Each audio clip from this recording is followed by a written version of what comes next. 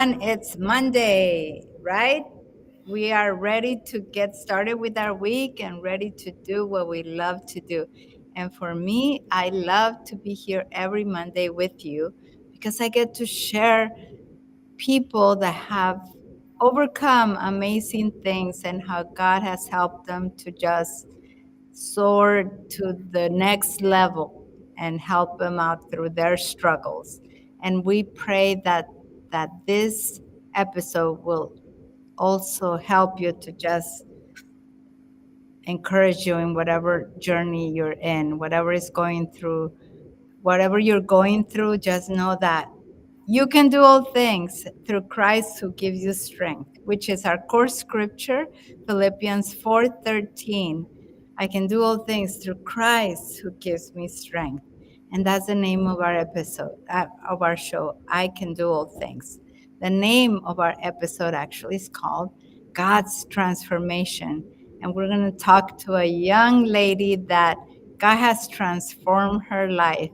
She is amazing. I got to meet her about a couple of years ago, and we worked together. And I have the privilege of just seeing her life and all the good that she's doing in this world. So I want her to introduce herself to you and tell you all the amazing things that she does. My guest today is Janet Cano. Welcome, Janet, to our show. Hi, Martha. How are you? You look beautiful. Thank you Oh, for having me on.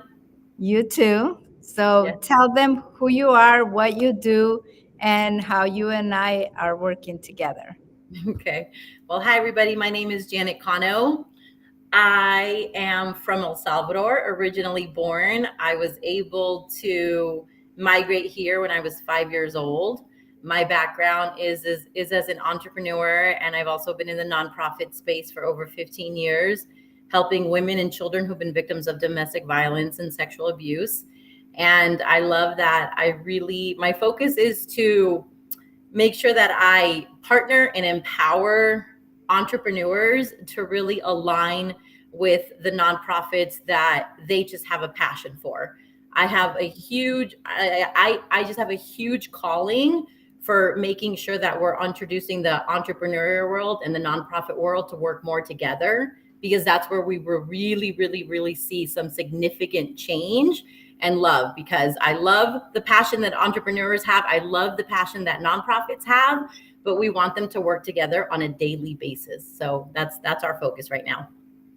Amen. So recently we were at an event and someone came up to Janet and she said, Janet, you're everywhere. And truly, it is true. This lady is everywhere. She is doing amazing things all over the place and always helping out. So, before we move on to talk about all the great things that you are doing today and how we have partnered and are working together, I would like for you to uh, please share a little bit about your background.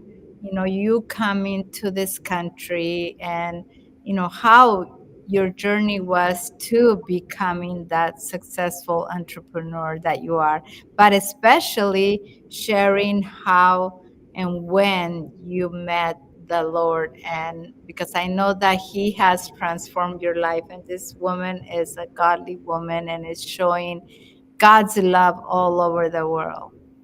So tell us.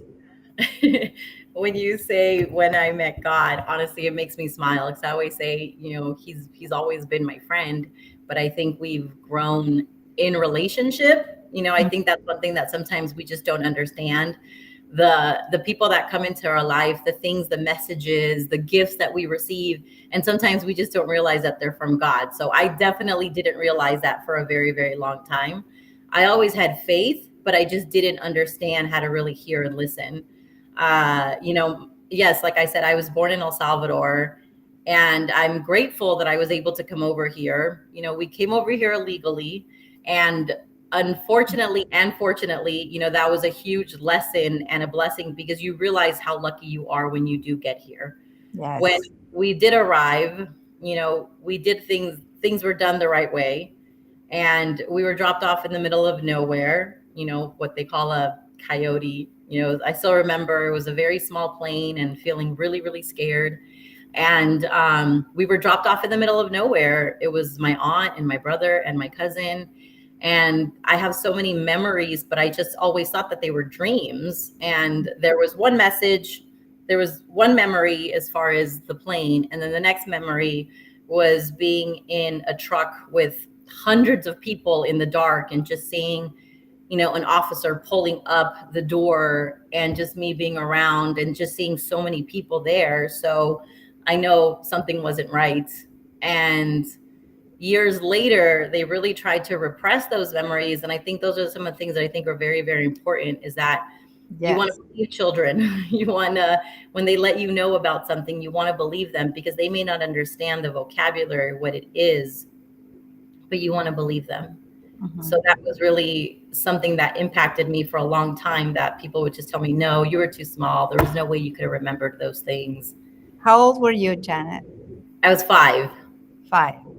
Yes. Yes.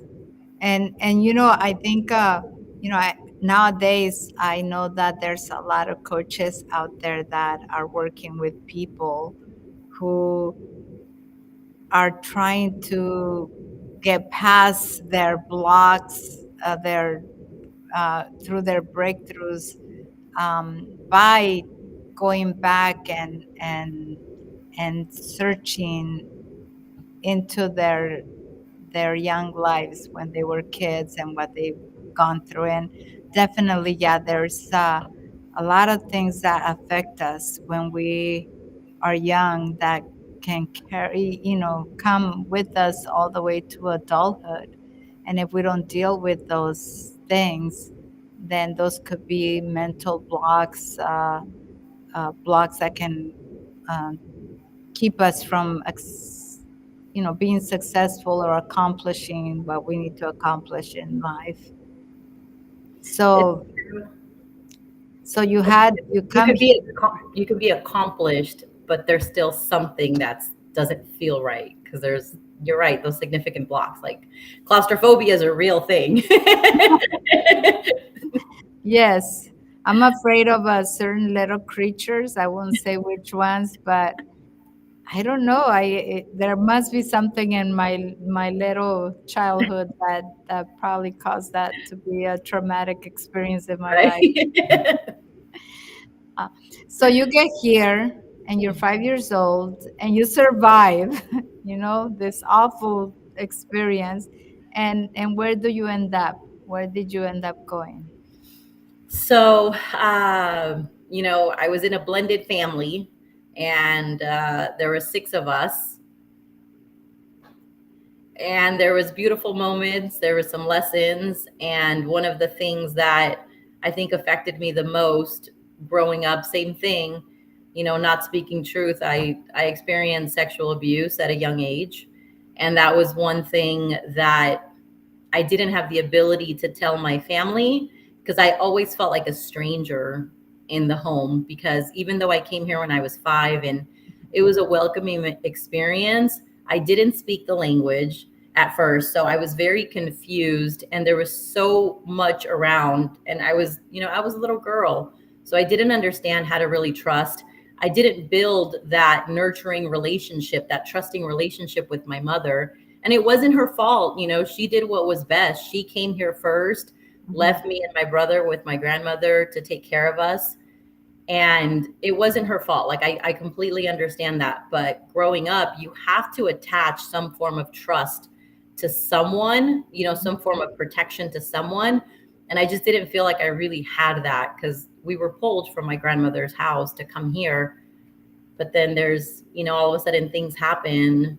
And when you don't have trust with people that really love you, you just hide things. So now, that's one thing that's very, very important for myself and my husband. We actually homeschool our daughter because we wanted the framework to really start with us. And I Mhm. didn't know that this is what I was doing because of what I had experienced. Because, up until I had my daughter and she was 3.5, nobody, I had never talked to anybody about what had happened to me. I just kept it there. And our minds are so powerful, but our bodies tell us everything. So Mhm. we really focus on educating and listening to children, especially because your children don't lie. And that's the part that's so important for us to understand, is that you focus on the framework. And Yes. that's literally why we homeschool, because I really wanted to teach my daughter the difference between love and love. So when you experience things like that at a very young age, you grow up and you feel so confused, and it's a major, major block. So all of a sudden, somebody said to me, "This, my goodness, your daughter Madeline looks exactly like you." And instead of feeling grateful and oh, I'm so excited, I mean the fear of God came into my space, and I genuinely understand that that is when God really, really started talking to me through Mhm. Madeline. Because there were so many times where I would cause fights with family members, cause fights with other people around me, because I had never expressed what had happened to me, and that was the only way I knew how to protect my daughter. Like that there was nobody could understand what I was really going through, because I just didn't want to hurt anybody in the process of my experiences. And so I still remember one day just praying to God, like, you got to give me a boy. Please don't give me a girl. And he Mhm. gave me this little girl who was the mirror image of me. And I still remember one time she was like 3.5, 4 years old. And I'm crying because I was just going through so much. I hadn't even spoken to my husband about it.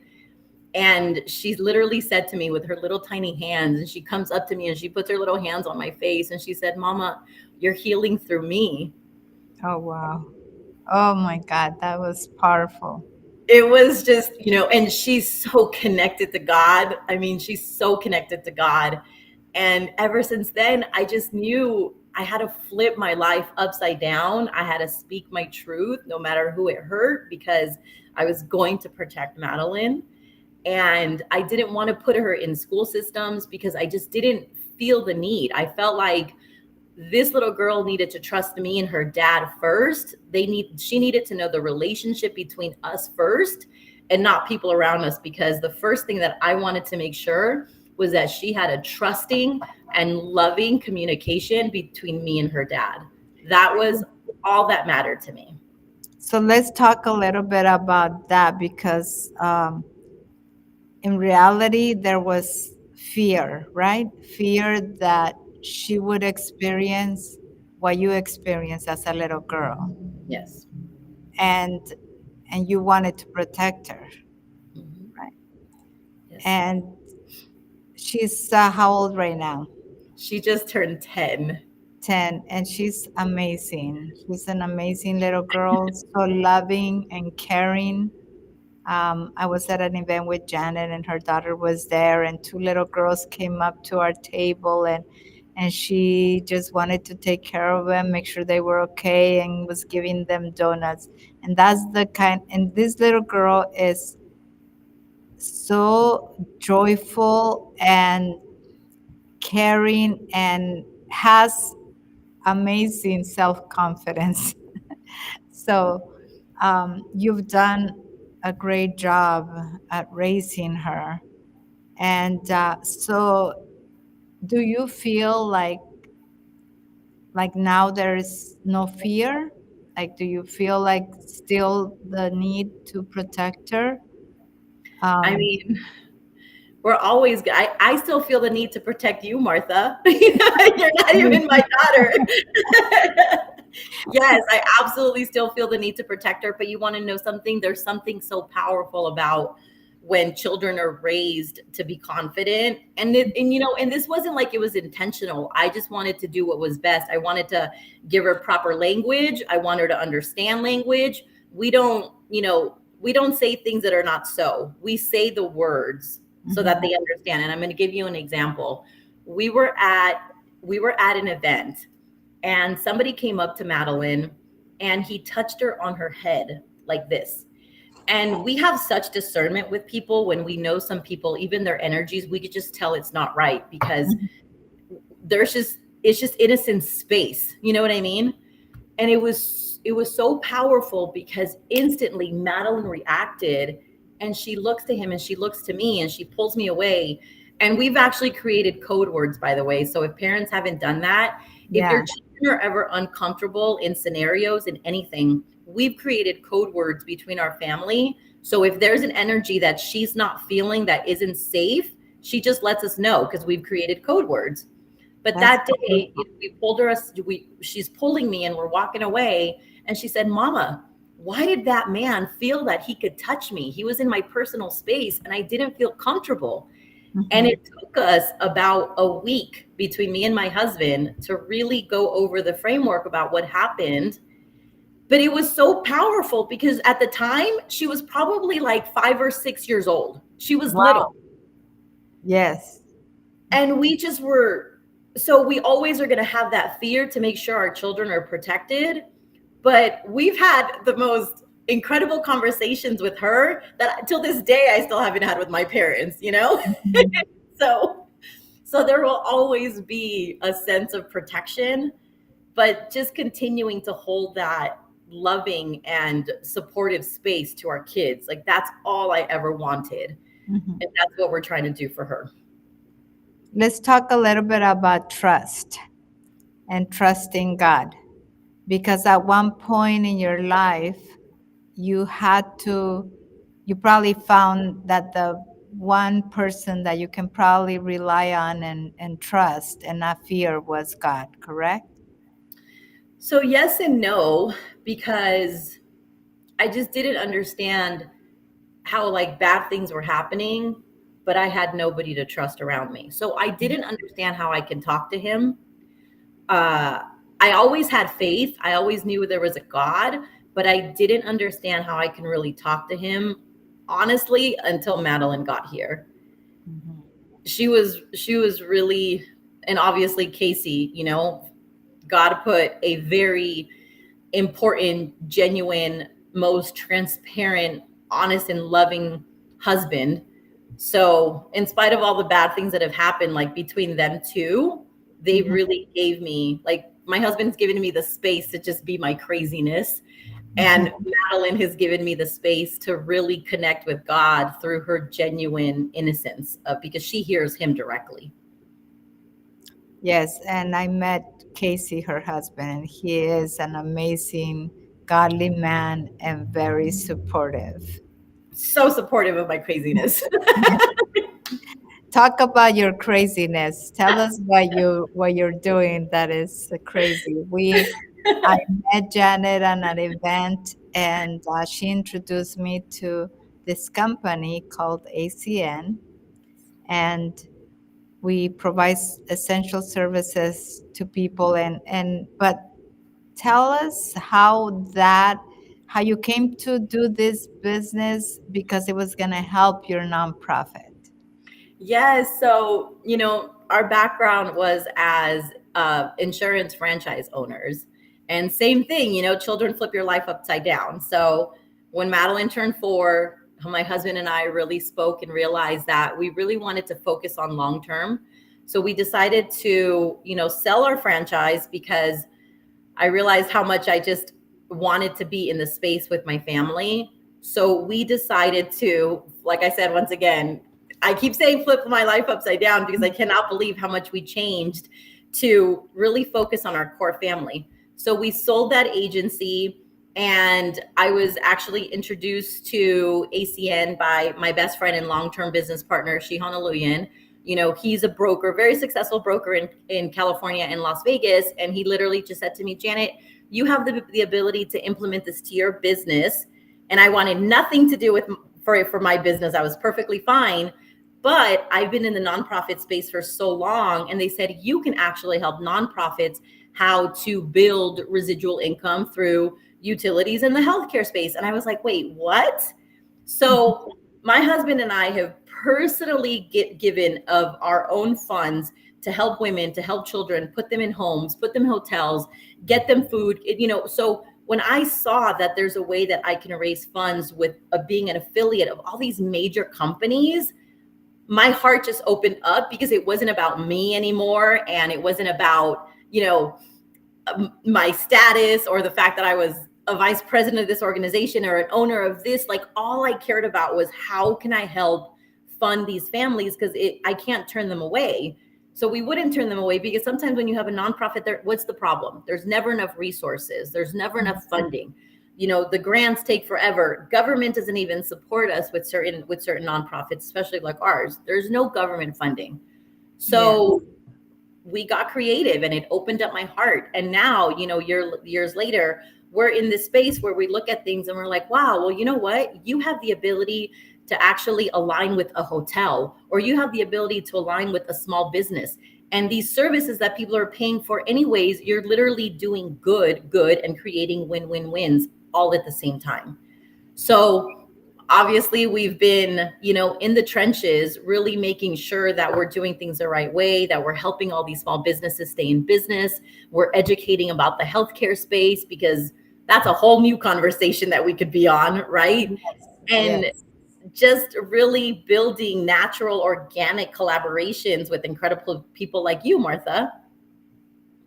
Yes, and I'm excited about how God's going to use this partnership to be able to not only fund our nonprofits, but be able to help other nonprofits. So I actually want you to, we don't have a lot of time left, but I do want you to share, because I'm sure there's a lot of women out there that have nonprofits or want to get started with a nonprofit. So, and this is a passion of yours that you have, and you have this new vision of how you want to help other women. So can you tell everyone about this? Yeah, so the first thing that I really want to make sure I talk about, like if you want to build your own nonprofit, go ahead. We will not we will make sure that we support you in the steps, the questions you have. But the other part that I want to make sure that I let people know is that embrace something different that you've never even thought about doing before, right? Like it doesn't have to be just the grants. The other part, or the fundraising, right? It could be something very, very, very similar to even like what I'm doing, because I'm making sure we're just taking care of these small businesses the right way. So the other part that I think is really, really important for people to understand is that you don't have to just go and create your nonprofit all of a sudden, right? You can partner with some incredible nonprofits who already have the mindset of entrepreneurship, because if you don't run your nonprofit like a business, it's not going to succeed. You can't Mhm. just keep asking for money and asking for donations, because at some point people also have to pay for their expenses, right? So you want to make sure that you're aligning with nonprofits who are established, who have gone through all of the above. Align with them first and see what that looks like, because sometimes building the collaboration is going to be way more helpful than you doing some things on your own. So that's one thing that we're really doing now. We're helping a lot of nonprofits and making sure that we're aligning with the right collaborations based on the passions that people have. And then we're implementing the utility division and the healthcare division to also help fund that. So you get to be entrepreneurial and in the nonprofit space at the same time. And if you're not good at business, then you connect with people that are good at business. If you're not good in the nonprofit side, then connect with people that are in the nonprofit side. And that's really what we're meshing together right now. Yes, I hope you're taking notes. And Janet, if people want to connect with you, I would like for you to give them your information. I know on October 3rd, uh, Yes. Janet is actually the reason why she's on remotely on our screen and not live like I usually do live interviews. It's because she's in Las Vegas. But on October 3rd, she's coming to California, and her and I are going to share with a lot of business owners and entrepreneurs how they can build a division of this great space of utilities and healthcare. Well, we're going to focus on the healthcare.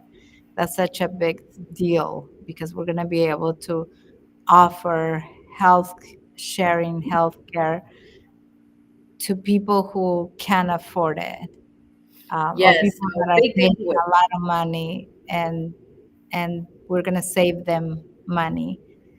And I think God is in this. I think God's gonna just bring the people that really need the help to us.